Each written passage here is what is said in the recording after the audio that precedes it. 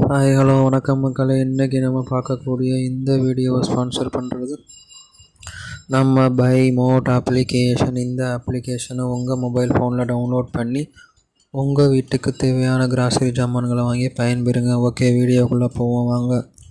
இன்றைக்கி நம்ம பார்க்கக்கூடிய டாபிக் புத்த மதம் வரலாறு. இதை பற்றி தான் பார்க்க போகிறோம். புத்த தர்மம் மற்றும் தர்ம வினயம் என்றும் அழைக்கப்படும் பௌத்தம் கிபி 6 அல்லது 5ஆம் நூற்றாண்டில் வாழ்ந்த ஒரு அலைந்து திரிந்த ஆசிரியரான புத்தரின் போதனைகளை அடிப்படையாக கொண்ட ஒரு இந்திய மதமாகும். இது உலகின் 4வது பெரிய மதமாகும். கிட்டத்தட்ட 500 மில்லியன் பின்தொடர்பவர்களை கொண்ட பௌத்தர்கள் என்று அழைக்கப்படுகிறது.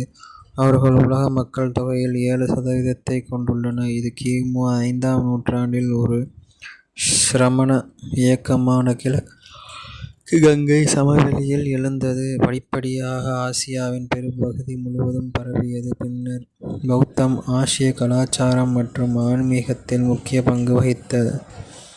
இறுதியில் 20ஆம் நூற்றாண்டில் மேற்கு நாடுகளுக்கு பரவியது. பாரம்பரியத்தின்படி புத்தர் தனது சீடர்களுக்கு துக்கத்திலிருந்து விழிப்புணர்வு மற்றும் முழுமையான விடுதலைக்கு வழிவகுக்கும் வளர்ச்சி பாதையை அறிவுறுத்தினார். துக்கம் அல்லது காம இன்பம் போன்ற உச்ச நிலைகளுக்கு இடையிலான ஒரு நடுத்தர பாதையாக அவர் இந்த பாதையை காட்டினார். துக்கம் பற்றுதல் அல்லது பற்றிக் கொள்வதோடு சேர்ந்து எழுகிறது என்று கற்பித்து புத்தர் தியான நடைமுறைகள் மற்றும் தீங்கு விளைவிக்காத நெறிமுறை விதிகளை அறிவுறுத்தினார்.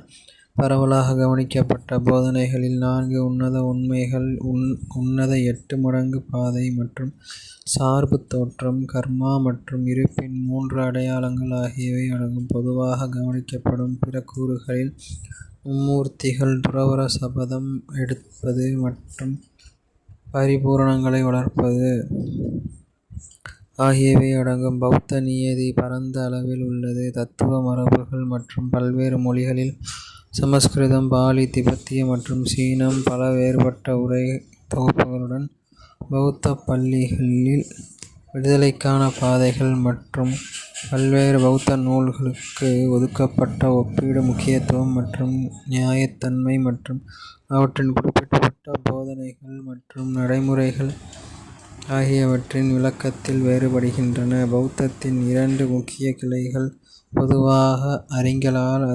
அங்கீகரிக்கப்படுகின்றன: தேரவாதம் மற்றும் மகாயானம். தேரவாத மரபு நிர்வாணத்தை அடைவதை வலியுறுத்துகிறது. இது தனிப்பட்ட சுயத்தை கடந்து இறப்பு மற்றும் மறுபிறப்பு சுழற்சியை முடிவுக்கு கொண்டு வருகிறது. அதே நேரத்தில் மகாயான மரபு போதிசத்துவ லட்சியத்தை வலியுறுத்துகிறது. இதில் ஒருவர் அனைத்து